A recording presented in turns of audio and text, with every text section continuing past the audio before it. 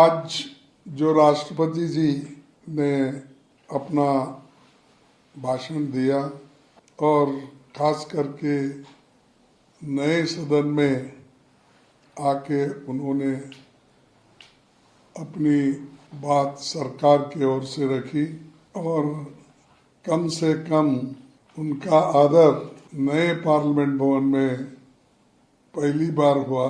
जब उसका उद्घाटन था तभी उनको वहाँ नहीं बुलाया गया था। जब फाउंडेशन स्टोन डाले उस वक्त भी पहले के राष्ट्रपति को बुलाया नहीं गया था। ये अच्छी शुरुआत है कम से कम कि राष्ट्रपति जी को सम्मान देकर अंदर लाकर अपने जो कार्यक्रम थे उन्होंने उनके मुंह से बोलने के लिए भाषण तैयारी करके दिए थे।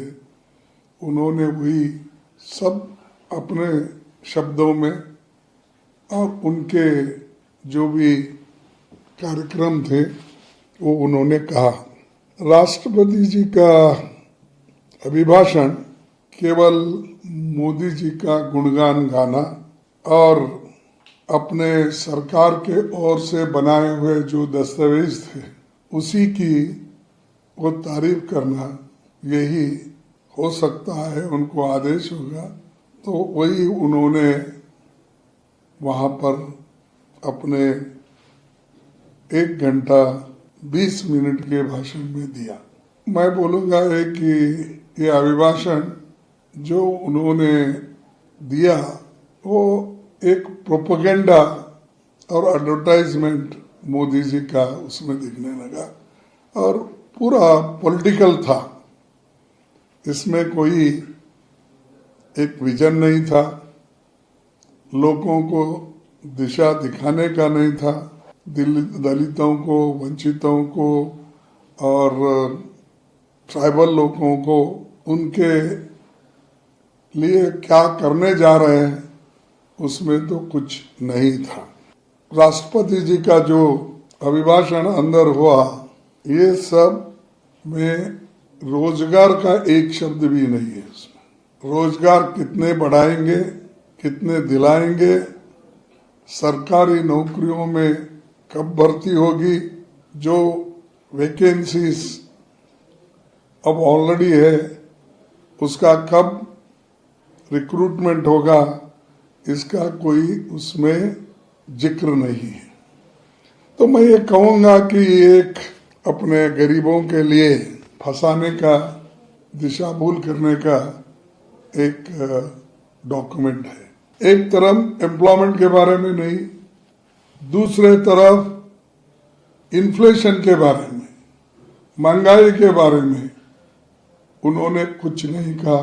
कैसा इसको निपटाएंगे, कैसा लोगों के जीवन को सफल करने के लिए वो प्राइसेस कैसा रिड्यूस करेंगे, हर जो एसेंशियल कमोडिटीज के दाम हैं, अवश्य वस्तु के जो भी दाम है वो कैसा घटाएंगे, इसका भी जिक्र उसमें नहीं है।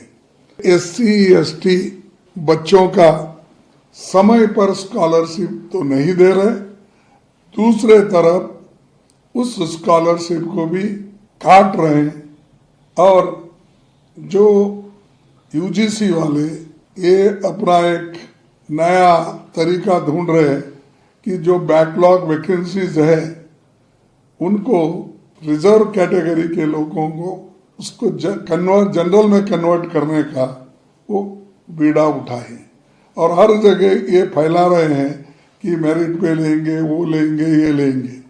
तो इससे यानी बैकवर्ड को कमजोर कर रहे हैं, ट्राइबल कम्युनिटी को कमजोर कर रहे हैं और SC को भी कमजोर कर रहे हैं और इकोनॉमिकली वीकर सेक्शन के बारे में उन्होंने ही बोला, वो भी कमजोर हो गए। यानी इसके बारे में जिक्र करना जरूरी है।